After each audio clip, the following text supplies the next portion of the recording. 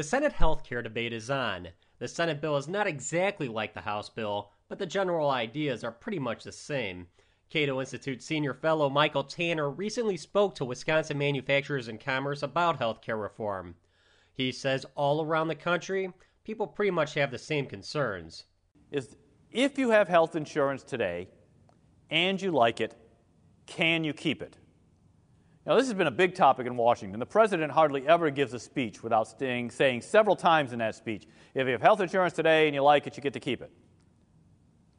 No, you can't. And let me give you at least 4 ways in which you will not be able to keep the insurance you currently have. The first of these is those mandates I talked about, the individual and employer mandate. Remember that I said it wasn't just any insurance you had to buy. It was insurance that met a specific set of benefits that the government has designed. And that's reasonable, actually, when you think about it. You can't mandate, if you're going to mandate insurance, you have to say, what is insurance? My $1 million deductible policy probably doesn't qualify. So they set out in this bill in very great detail what is insurance. You can't have a deductible of more than a certain amount. You can't have yearly or lifetime caps.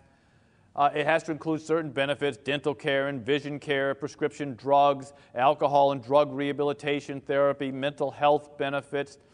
Even includes a requirement that Christian Science practitioners be covered.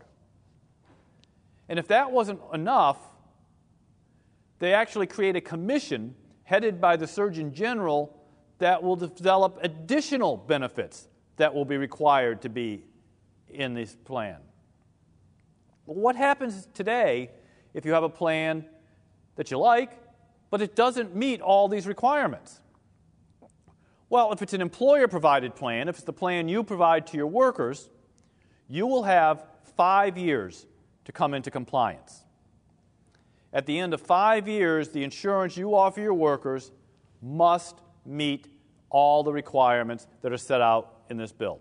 So if you weren't providing prescription drug coverage before, you will now have to provide it.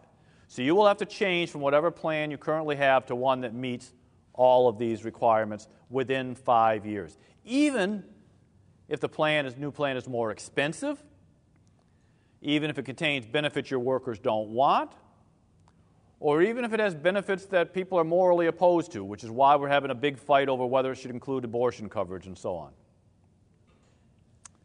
And if you have an individual policy, if your insurance is not provided through work, well, you're a little bit better off, actually.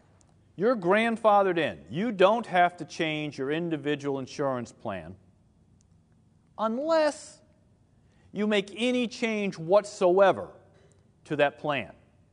So if you get married and add a spouse, or if you have a child and you want to add your kid to the plan, or if you want to make a change to any benefit in the plan or any of the terms of the plan, then you must come into compliance with all the government's minimum benefit package and all the restrictions that are on that plan.